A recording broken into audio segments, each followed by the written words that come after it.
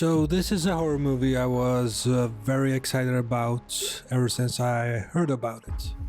Produced by Jordan Peele, it immediately got me very interested as to what it would be, especially seeing that it was going to be a sports-related horror movie. There are not many of those. So it looked original, and Jordan Peele, he rarely disappoints. I was very curious about it.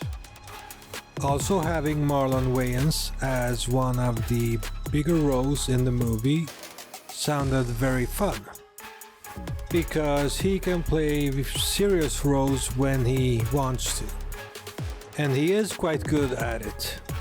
So going in, I was hoping for the best, and I have to say that I got very disappointed. This movie is about a young American football player named Cameron Cade, played by Tyreek Withers, who gets an injury after being attacked by someone. Isaiah White, who is played by Marlon Wayans, offers Cam to train in his compound for a week. Isaiah White is basically the best football player of all time in this movie. Basically someone like Tom Brady in this universe.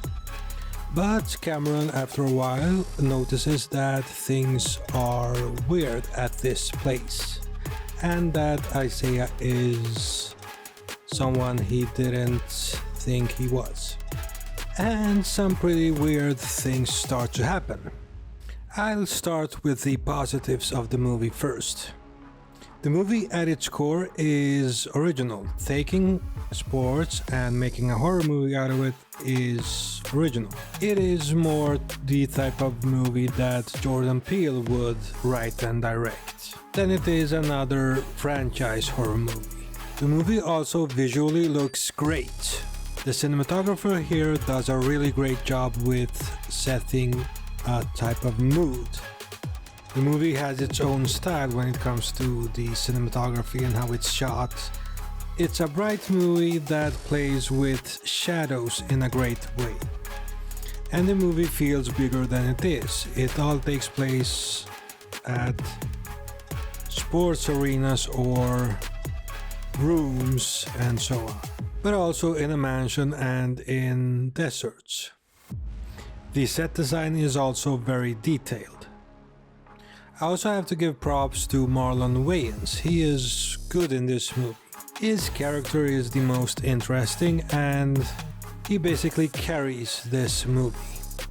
Don't get me wrong, Tyreek Withers, he is good with what he has to work with, but I just feel that his character isn't an interesting character, even though he is the main character of the movie. But Withers kind of feels like he's sometimes misdirected, and also that he's not experienced enough to be a main character in a movie. The chemistry between him and Wayans is great though, and I wouldn't mind seeing them together in another movie that is written better. Because if you ever saw any trailer of this movie, you basically get what it is about. There are no surprises here. It plays out as you imagined. You get the movie that you saw in your head before seeing the actual movie. So I guess it's very predictable in that way. And considering that it's coming from Jordan Peele, something that he produced, something that is obviously very inspired by him, because this is a Jordan Peele movie in its style. This is a subject he would tackle if he made another movie. And I'm actually curious why he didn't write this movie, because the script is the weakest part here. I think Justin Tipping, the writer and director of this movie, is the weakest part overall. Actually, his direction is competent, but his writing is weak.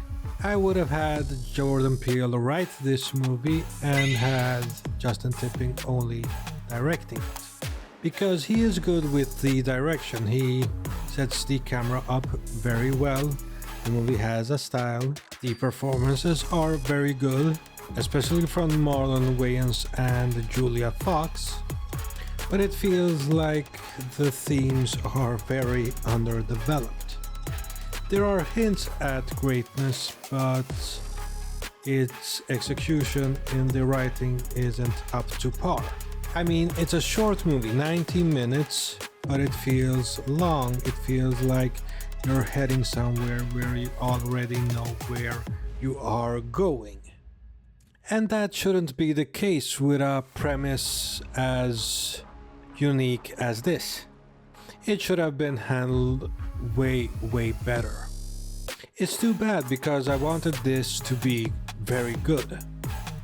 I was pretty excited about it because there is so much you can do with this premise, this concept, but it pretty much fails because the bar has been set up this high. While it does feel like a Jordan Peele movie, it lacks the subtle things that make Jordan Peele movies good and the cohesion behind them. It could have used Jordan Peele's tact and skill in the storytelling. While it's not offensively bad, it's definitely not good. So I'm giving him a 4 out of 10. Great visuals, some scenes that are well executed, and good performances. And that is about it. There is just not much in it that is worthwhile. And it is one of the biggest disappointments of the year for me. If you like this video, please like, share and subscribe. Also smash that bell icon so that you don't miss any of my future videos. This has been Phantom Frame. Thank you so much for watching.